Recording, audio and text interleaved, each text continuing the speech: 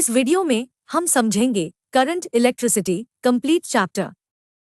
इस चैप्टर में हम मल्टीपल कॉन्सेप्ट समझेंगे। हर एक टॉपिक के लिए डिस्क्रिप्शन में टाइमलाइन मेंशन कर दिया गया है। Electric current. मान लीजिए कि एक मेटालिक कंडक्टर है। मेटालिक कंडक्टर एक वायर, सॉलिड रॉड या फिर मेटल प्लेट की फॉर्म में हो सकती है। मेटालिक कंडक्टर में फ्री इलेक्ट्रॉन्स होते हैं जो कि कंडक्टर में फ्री मूव कर सकते हैं। लेकिन ये इलेक्ट्रॉन्स अपने आप यानी सेल्फ मूव नहीं करते। अब मान लीजिए कि मेटालिक कंडक्टर के एक एंड को बैटरी के पॉजिटिव टर्मिनल से और दूसरे एंड को नेगेटिव टर्मिनल से कनेक्ट करेंगे। साथ ही सर्किट को ऑन ऑफ करने के लिए एक स्विच भी कनेक्ट करेंगे। जब हम स्विच को ऑन करते हैं तो हम देखते हैं कि इलेक्ट्रॉन्स मूव करने लगते हैं। जैसा कि हम जानते हैं कि इलेक्ट्रॉन्स पे नेगेटिव चार्ज होता है, जिसके कारण इलेक्ट्रॉन्स नेगेटिव टर्मिनल से रिपेल और पॉजिटिव टर्मिनल से अट्रैक्ट होते हैं। इन दो फोर्सेस के कारण इलेक्ट्रॉन्स एक पर्टिकुलर डायरेक्शन में फ्लो करते हैं। ये डायरेक्शन बैटरी के नेगेटिव टर्मिनल से पॉजिटिव टर्मिनल की ओर होती है। इलेक्ट्रॉन्स फ्लो के कारण करंट जनरेट होता है और इस करंट की डायरेक्शन इलेक्ट्रॉन फ्लो के अपोजिट डायरेक्शन में होती है। इलेक्ट्रिक करंट को हम कुछ इस तरह डिफाइन कर सकते हैं। The amount of charge flowing through a particular area in per unit time. In other words, it is the rate of flow of electric charges. मान लीजिए कि नेट चार्ज Q है। ये net charge time t interval में conductor के across flow करता है। Current is equal to charge by time. Current की SI यूनिट एम्पियर होती है। एक ऐसा इंस्ट्रूमेंट जिसे इलेक्ट्रिक करंट को मेजर किया जाता है उसे एमीटर कहा जाता है। यहाँ हम देख सकते हैं कि एक बल्ब, स्विच, बैटरी और एमीटर को सीरीज में कनेक्ट किया गया है। इस कंटीन्यूअस इलेक्ट्रिक करंट के पाथ को इलेक्ट्रिक सर्किट कहते हैं। Ohm's law. जैसा कि हम जानते हैं कि जब किसी सर्किट में इलेक्ट्रिक पोटेंशियल यानी वोल्टेज अप्लाई किया जाता है तब सर्किट में करंट फ्लो होने लगता है। अब मान लीजिए कि एक इलेक्ट्रिक सर्किट है जिसमें एक बल्ब को बैटरी से कनेक्ट किया गया है। साथ ही करंट मेजर करने के लिए सीरीज में एक एमीटर भी लगाया गया है। सर्किट को ऑन ऑफ करने के लिए एक स्विच कनेक्ट किया गया है। वोल्टेज को मेजर करने के लिए एक वोल्टमीटर को सर्किट में पैरेलल कनेक्ट किया गया है। अब हम वोल्टमीटर की वैल्यू नोट करेंगे और स्विच को ऑन करेंगे। स्विच ऑन होते ही सर्किट में करंट फ्लो होने लगता है और बल्ब ग्लो होना स्टार्ट कर देता है। अब हम एमीटर और वोल्टमीटर की वैल्यू नोट करेंगे। आगे हम सर्किट में एक आइडेंटिकल बैटरी सीरीज में कनेक्ट करेंगे। जब हम स्विच को ऑन करते हैं तब हम देखते हैं कि बल्ब पहले के कंपैरिजन में ज्यादा ग्लो कर रहा है। अब हम फिर से एमीटर और वोल्टमीटर की रीडिंग नोट करेंगे। इस बार हम देखते हैं कि एमीटर की रीडिंग वोल्टेज के सेम प्रोपोर्शन में इंक्रीज हुई है। इस स्टेप को हम 3 सेल्स और फिर 4 सेल्स के साथ रिपीट करेंगे। अब हम वोल्टेज और करंट के रेशियो को कैलकुलेट करेंगे। ऐसा करने पर हम पाते हैं कि हर एक स्टेप में वोल्टेज और करंट का रेशियो लगभग एक जैसा ही है।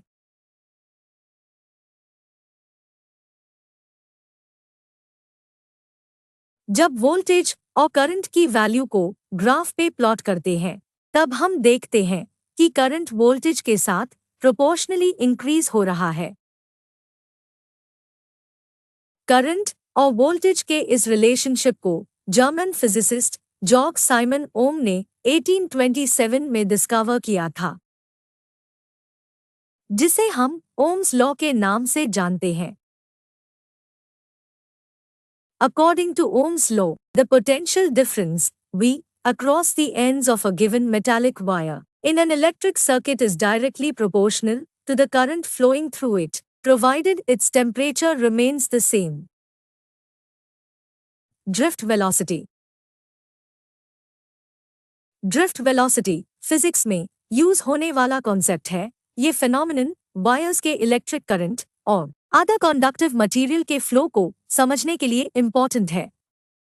ड्रिफ्ट वेलोसिटी इलेक्ट्रॉन की एवरेज वेलोसिटी होती है जब वो एक नेगेटिव टर्मिनल से पॉजिटिव टर्मिनल की तरफ एक्सेलरेट करता है।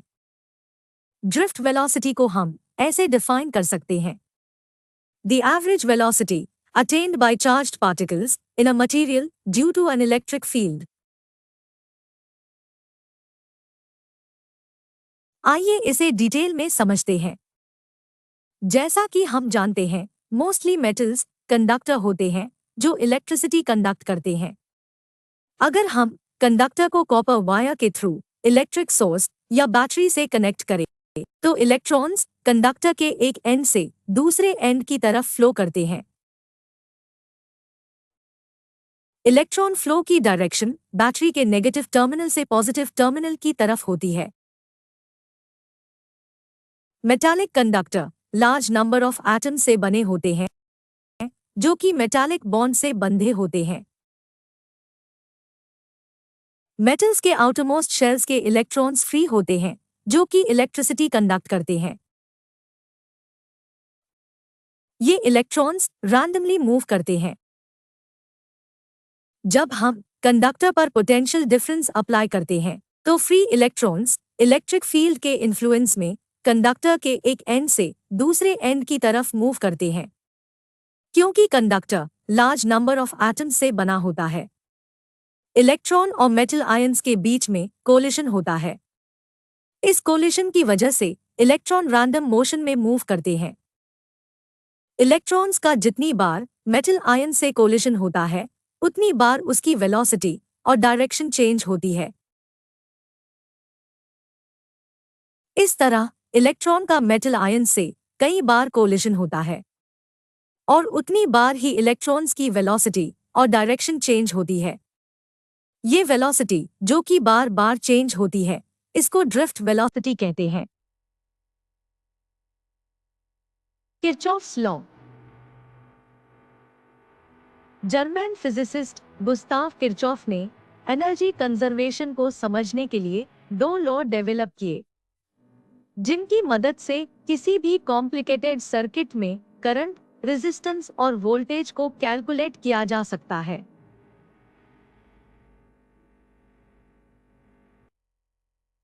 इन दोनों लॉज को किरचॉफ्स करंट लॉ और किरचॉफ्स वोल्टेज लॉ के नाम से जाना जाता है। तो चलिए जानते हैं इन दोनों लॉज के बारे में। Kirchhoff's current law. मान लीजिए कि एक इलेक्ट्रिक सर्किट है जिसमें नंबर ऑफ इलेक्ट्रिक कंपोनेंट जुड़े हैं। इस सर्किट में एक ऐसा पॉइंट है जहां पे दो से ज्यादा करंट पाथ आकर मिलते हैं। इस पॉइंट को हम जंक्शन या नोड कहते हैं।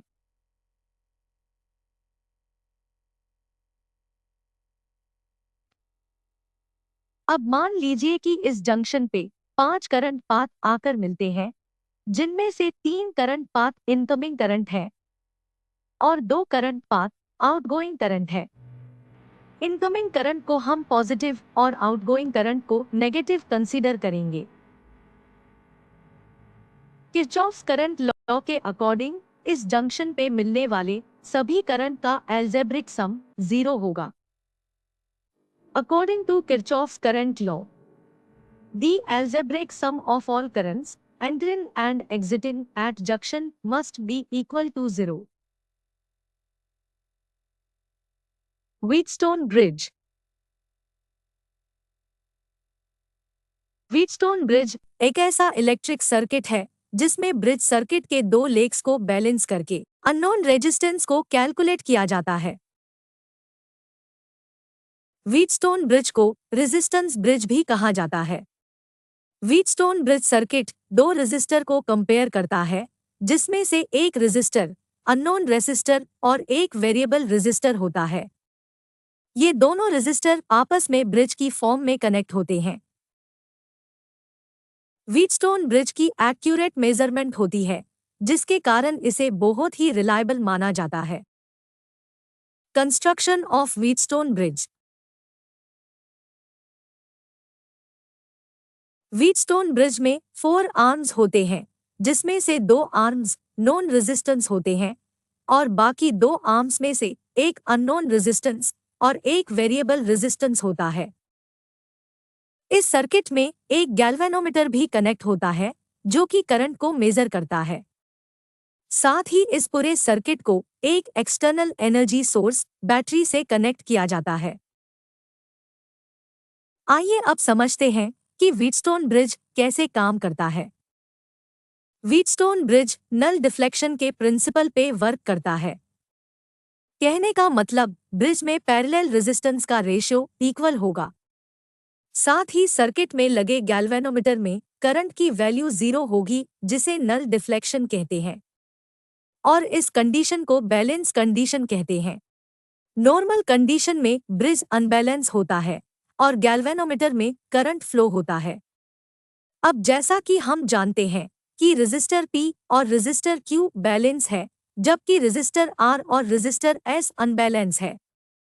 इन दोनों को बैलेंस करने के लिए वेरिएबल रेजिस्टर S की रेजिस्टेंस वैल्यू को चेंज करेंगे और साथ ही गैल्वेनोमीटर में करंट की वैल्यू को नोट करेंगे। गैल्वेनोमीटर में करंट 0 होने पर वेरिएबल रेजिस्टर S की वैल्यू को नोट करेंगे। अब अननोन रेजिस्टर R की वैल्यू कैलकुलेट करने के लिए हम व्हीटस्टोन ब्रिज प्रिंसिपल का यूज कर सकते हैं, जो कि कुछ इस तरह से कैलकुलेट होगा। रेजिस्टर। रेजिस्टर एक ऐसा इलेक्ट्रिकल कंपोनेंट है जो इलेक्ट्रिक सर्किट में करंट फ्लो को कंट्रोल करता है।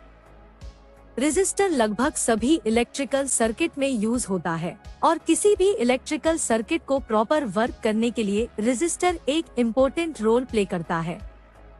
तो आइए जानते हैं कि रेजिस्टर कैसे काम करता है।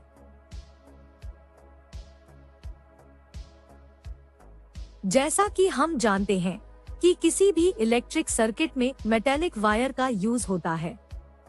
इन मेटालिक वायर में फ्री इलेक्ट्रॉन्स होते हैं। जब सर्किट में वोल्टेज अप्लाई होता है, तब ये इलेक्ट्रॉन्स बैटरी के नेगेटिव टर्मिनल से पॉजिटिव टर्मिनल की तरफ फ्लो करते हैं, जिससे करंट बनता है। लेकिन ये इलेक्ट्रॉन्स वायर में स्ट्रेट मूव नहीं करते। ये इलेक्ट्रॉन्स वायर के पॉजिटिव आयन से कोलाइड करते हैं, जिससे वायर में हीट जनरेट होता है। बार बार कोलिजन होने से इलेक्ट्रॉन फ्लो स्लो होने लगता है, जिसे हम रेजिस्टेंस कहते हैं। ये रेजिस्टेंस वायर की क्वालिटी और मटेरियल पे डिपेंड करता है। डिफरेंट टाइप के वायर में डिफरेंट रेजिस्टेंस क्रिएट होता है। अब मान लीजिए कि इस इलेक्ट्रिक सर्किट में हम कॉपर वायर यूज कर रहे हैं, जिसकी रेजिस्टेंस वैल्यू बहुत कम है और करंट फ्लो को कंट्रोल करने के लिए हमें पर्टिकुलर वैल्यू तक की रेजिस्टेंस की जरूरत है। ऐसी सिचुएशन में हम रेजिस्टर का यूज करते हैं। वैसे तो रेजिस्टर्स कई टाइप के होते हैं, लेकिन सबका बेसिक फंक्शन एक जैसा ही होता है।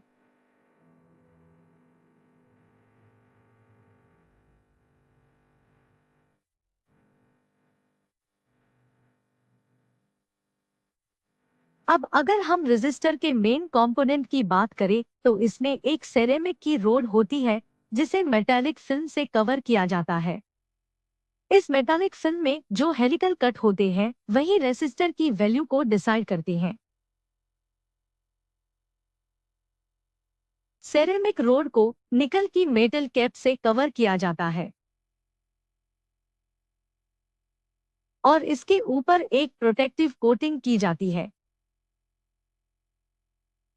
जब हम रेजिस्टर में करंट पास करते हैं तब ये करंट को कंप्लीट पास नहीं होने देता, क्योंकि सिरेमिक की रोड से बहुत कम इलेक्ट्रॉन्स पास हो पाते हैं, जिससे करंट भी लिमिटेड क्वांटिटी में पास होता है।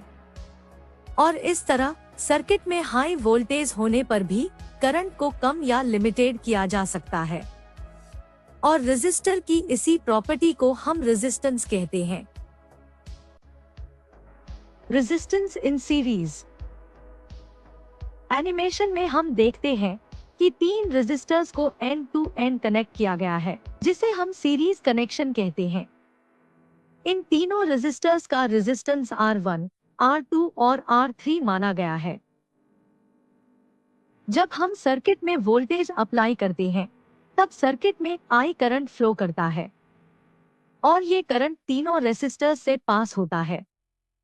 हम देख सकते हैं सीरीज कनेक्शन में करंट सेम रहता है, जबकि पोटेंशियल यानी वोल्टेज तीनों रेजिस्टर में डिवाइड होता है, जिन्हें हम V1, V2 और V3 मान लेते हैं।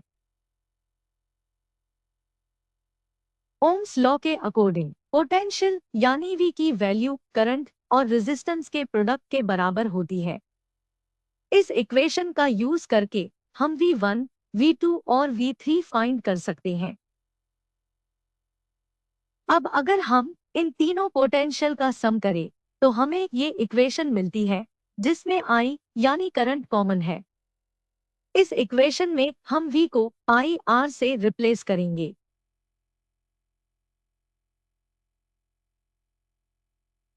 और बोथ साइड I को कैंसल आउट करेंगे। फाइनली हमें एक इक्वेशन मिलती है जो कि सीरीज कनेक्शन में टोटल रेजिस्टेंस की वैल्यू है।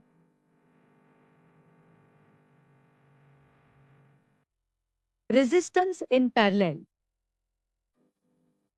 एनिमेशन में हम देखते हैं कि 3 रेजिस्टर्स को साइड बाय साइड कनेक्ट किया गया है, जिसमें तीनों रेजिस्टर्स का एक एंड बैटरी के पॉजिटिव टर्मिनल से और दूसरा एंड बैटरी के नेगेटिव टर्मिनल से कनेक्ट है। इसे हम पैरेलल कनेक्शन कहते हैं। इन तीनों रेजिस्टर्स का रेजिस्टेंस R1, R2 और R3 माना गया है। जब हम सर्किट में वोल्टेज अप्लाई करते हैं तब सर्किट में I करंट फ्लो करता है। ये करंट तीनों रेसिस्टर्स में डिवाइड होता है, जिन्हें हम I1, I2 और I3 मान सकते हैं। एनिमेशन में हम देखते हैं कि तीनों रेसिस्टर्स में सेम पोटेंशियल अप्लाई हो रहा है, जबकि करंट की वैल्यू डिफरेंट है। ओम्स लॉ के अकॉर्डिंग पोटेंशियल यानी V की वैल्यू करंट और रेजिस्टेंस के प्रोडक्ट के बराबर होती है। इस इक्वेशन से हम अगर करंट की वैल्यू फाइंड करें तो हमें ये रिलेशन मिलता है, जिसका यूज करके हम I1, I2 और I3 फाइंड कर सकते हैं। अब अगर हम तीनों करंट की वैल्यू का सम करें तो हमें ये इक्वेशन मिलती है जिसमें पोटेंशियल V कॉमन है। अब हम इस इक्वेशन में I को V बाई R से रिप्लेस करेंगे और बोथ साइड V को कैंसिल आउट करेंगे। फाइनली हमें ये इक्वेशन मिलती है जो कि पैरेलल कनेक्शन में टोटल रेजिस्टेंस की वैल्यू है। Meter bridge. मीटर ब्रिज को समझने के लिए पहले हमें व्हीटस्टोन ब्रिज के बारे में समझना होगा। व्हीटस्टोन ब्रिज से रिलेटेड वीडियो का लिंक इस वीडियो के डिस्क्रिप्शन में दे दिया गया है। क्लियर अंडरस्टैंडिंग के लिए वो वीडियो पहले देखें। मीटर ब्रिज एक ऐसा इंस्ट्रूमेंट है जो व्हीटस्टोन ब्रिज के प्रिंसिपल पे वर्क करता है और इसका यूज अननोन रेजिस्टेंस को फाइंड करने के लिए किया जाता है। आइए समझते हैं कि मीटर ब्रिज क्या है और ये कैसे काम करता है। एनिमेशन में हम देखते हैं कि 100 सेंटीमीटर लॉन्ग वायर को दो मेट लेफ्ट स्ट्रिप के एंड से एक रेसिस्टर बॉक्स कनेक्ट है और राइट स्ट्रिप के एंड से एक अननोन रेसिस्टर कनेक्ट है। लेफ्ट स्ट्रिप के एंड से जो रेजिस्टेंस बॉक्स कनेक्ट है, इस रेजिस्टेंस बॉक्स का यूज डिजायर्ड रेजिस्टेंस पाने के लिए किया जाता है। कहने का मतलब इस रेजिस्टेंस बॉक्स का यूज करके हम सर्टेन लिमिट तक जितना चाहे उतना रेजिस्टेंस क्रिएट कर सकते हैं। राइट स्ट्रिप के एंड से जो अननोन रेसिस्टर कनेक्ट है, इसी रेसिस्टर का रेजिस्टेंस हम मीटर ब्रिज की मदद से कैलकुलेट करेंगे। रेजिस्टेंस बॉक्स और अननोन रेजिस्टेंस के एंड को मेटालिक स्ट्रिप से कनेक्ट किया गया है। सर्किट में वोल्टेज देने के लिए एक एक्सटर्नल सोर्स बैटरी से कनेक्ट किया है। साथ ही सर्किट को ऑन ऑफ करने के लिए एक स्विच भी प्रोवाइड किया गया है। रेजिस्टेंस बॉक्स और अननोन रेजिस्टेंस के मिडिल पॉइंट से एक गैल्वेनोमीटर को कनेक्ट किया है। इस गैल्वेनोमीटर का दूसरा एंड एक जॉकी के साथ वायर से अटैच है। आइए अब जानते हैं कि इस मीटर ब्रिज की वर्किंग कैसे होती है। एनिमेशन में हम देखते हैं कि जब स्विच को ऑन किया जाता है, तब करंट वायर और रेजिस्टेंस बॉक्स में डिवाइड होता है, क्योंकि ये बैटरी से पैरेलल कनेक्टेड है। करंट डिवाइड होने के बाद ये रेजिस्टेंस बॉक्स से पास होता है और फिर से गैल्वेनोमीटर और अननोन रेजिस्टेंस में डिवाइड होता है। अब मान लीजिए कि गैल्वेनोमीटर के जॉकी को हमने पॉइंट डी पे कनेक्ट किया है और इस पॉइंट तक वायर की लेंथ L है। जब हम जॉकी को वायर पे स्लाइड करते हैं, तो हम देखते हैं कि गैल्वेनोमीटर की रीडिंग में डिफ्लेक्शन होता है। अब हम इस जॉकी को धीरे धीरे वायर पे स्लाइड करेंगे और जिस पॉइंट पे गैल्वेनोमीटर की रीडिंग 0 हो जाए, उस पॉइंट पे जॉकी को स्टॉप करेंगे। अब पॉइंट डी से पॉइंट ए तक और पॉइंट डी से पॉइंट सी तक वायर की लेंथ नोट करेंगे। अब मान लेते हैं कि पॉइंट डी से पॉइंट ए तक की लेंथ L है और पॉइंट डी से पॉइंट सी तक की लेंथ 100-L है।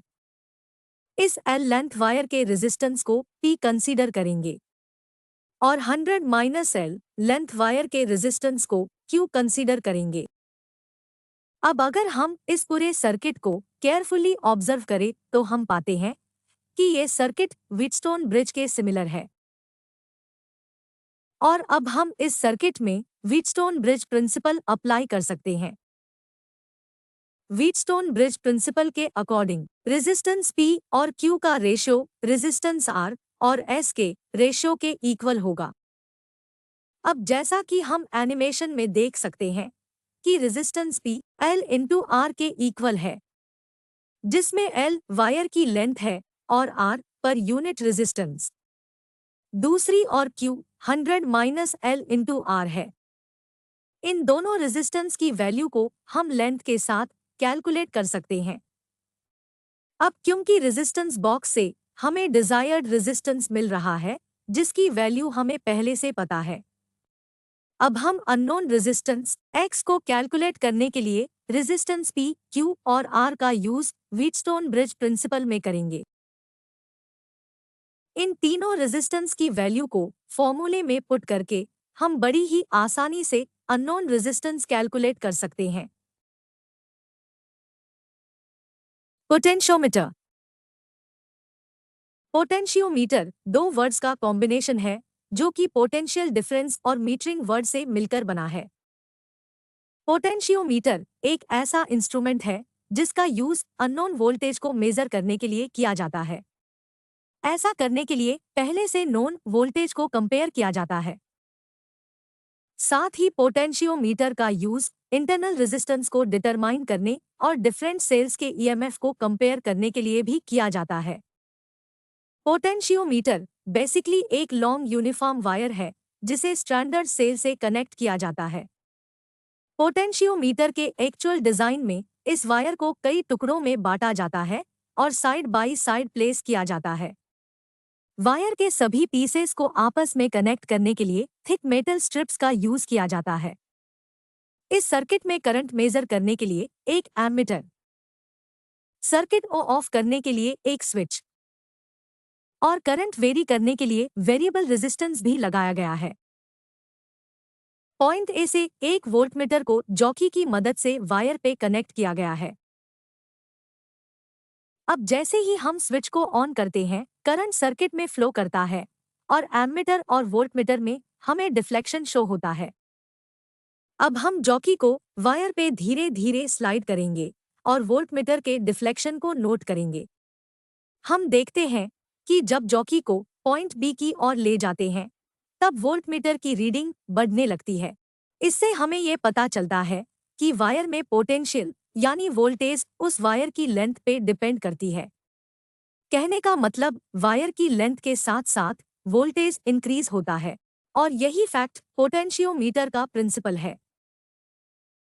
पोटेंशियोमीटर का बेसिक प्रिंसिपल ये कहता है कि वायर के किसी भी सेक्शन में पोटेंशियल ड्रॉप उस वायर के लेंथ के डायरेक्टली प्रोपोर्शनल होगा। पोटेंशियोमीटर प्रिंसिपल को हम कुछ इस तरह डिफाइन कर सकते हैं। The potential drop across any section of the wire will be directly proportional to the length of the wire. Thanks for watching. If you like this video, please like and subscribe our channel.